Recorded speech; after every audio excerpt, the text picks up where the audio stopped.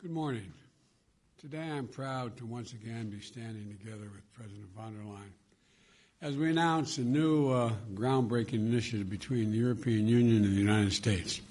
First, we're coming together to reduce Europe's dependence on Russian energy. Putin has issued Russia's energy resources to coerce and manipulate its neighbors. That's how he's used it. He's used the profits to drive his war machine. And that's why earlier this month I announced the United States would ban all imports of Russian energy to make it clear that American people would not be part of subsidizing Putin's brutal, unjustified war against the people of Ukraine. At the time, I noted that we were able to take this step when others could not because the United States is a net exporter of energy with a strong domestic industry. And the United States welcomed the European Union's powerful statement earlier this month, committing to rapidly reduce its dependence on Russian gas. Today, we've agreed on a joint game plan toward that goal, while accelerating our progress toward a secure, clean energy future. This initiative focuses on two core issues. One, helping Europe reduce its dependency on Russian gas as quickly as possible. And secondly, reducing Europe's demand for gas overall. To address the first point, the United States, together with our international partners, we're going to work to ensure an additional 15 billion cubic meters of liquefied natural gas, LNG, for Europe this year.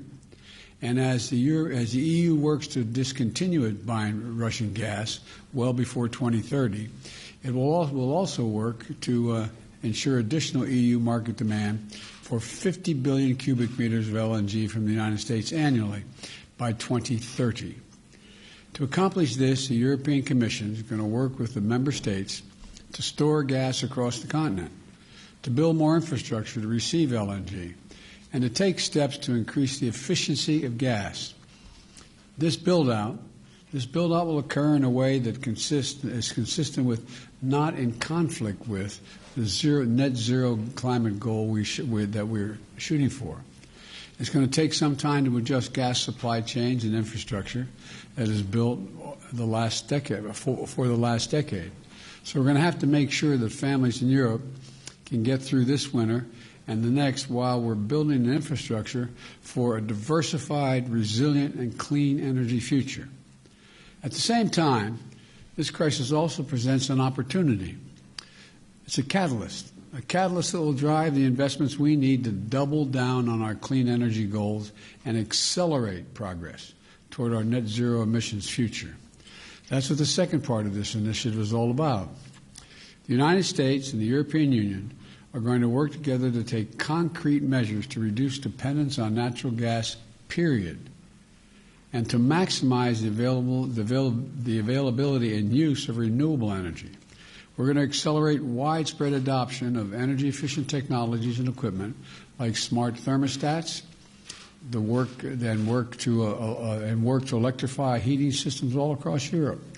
We're going to invest in innovative solutions and technologies to make the switch from fossil fuels. And together, we'll advance the use of clean and renewable hydrogen to reduce our carbon emissions. These steps will increase energy security, economic security, and national security. And we're going to stand up a joint task force to implement these changes and drive progress that will be co-chaired by representatives from the White House and the President of the European Union's team, the Commission's team. Madam President, I know that eliminating Russian gas will have costs for Europe, but it's not only the right thing to do from a moral standpoint, it's going to put us on a much stronger strategic footing. And I'm proud to announce that we've also reached another major breakthrough in transatlantic data flows. Privacy and security are key elements of my digital agenda. And today, we've agreed to unprecedented protections for data privacy and security for our citizens.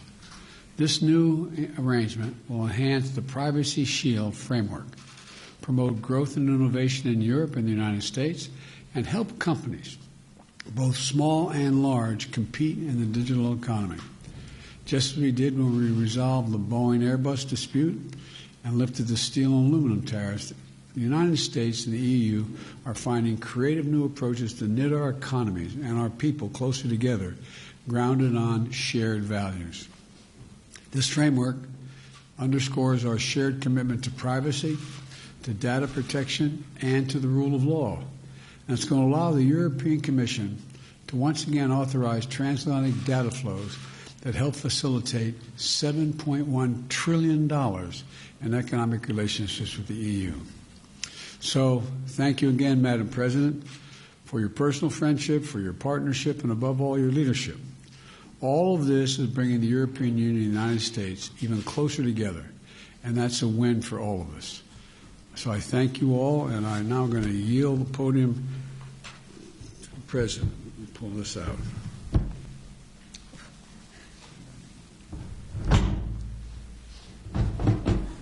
I earn my salary here. Is it out enough? There you go. Thank you. Thank you. Thank you. Mr. President, dear Joe, your presence here in Brussels this week at the NATO summit, at the G7 and at our European Council sends a very powerful message to the world. The transatlantic partnership stands stronger and more united than ever. And we are determined to stand up against Russia's brutal war. This war will be a strategic failure for Putin. Our cooperation on the 4 successive waves of sanctions against Russia has been extraordinary and exceptional. The sanctions are now working their way deep into the Russian system, draining Putin's resources to finance this atrocious war. Our work on sanctions also shows that when we act together, we're stronger and we really can make a difference. And we are continuing to reinforce our cooperation in many strategic ways, on humanitarian and security assistance to Ukraine, on energy, on fighting the threats against our democracies, on solving outstanding issues in the EU-US cooperation, including in data protection and privacy. In a world faced with disorder, our transatlantic unity upholds fundamental values and rules that our citizens believe in. Let me focus first on refugees. Until now, around 3.5 million people have left Ukraine, half of them children. Every second refugee is a child. And the numbers will keep rising. So together, we are mobilizing massive resources to support those displaced by the conflict, be it in Ukraine or in the neighboring countries. Just this week, for example, I announced that the European Union will allocate an extra 3.4 billion euros for this purpose, and more will come. This demonstrates our deep support for Ukraine and its citizens.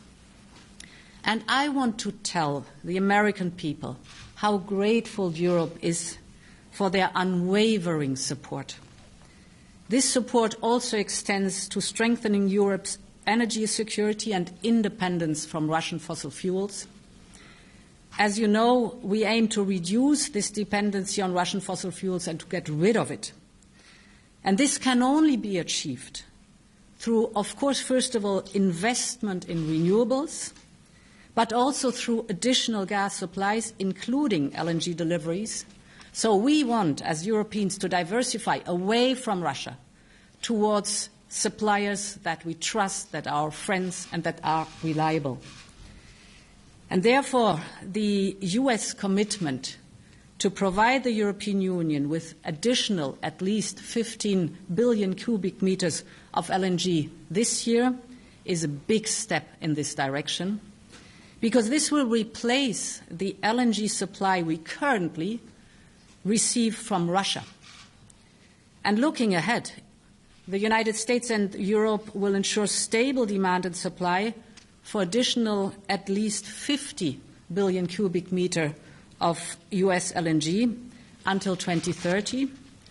And if we look at that, this amount, 50 BCM per year, is replacing 1/3 already of the Russian gas going to Europe today, So we are on track now to diversify away from Russian gas and towards our friends and partners, reliable and trustworthy suppliers.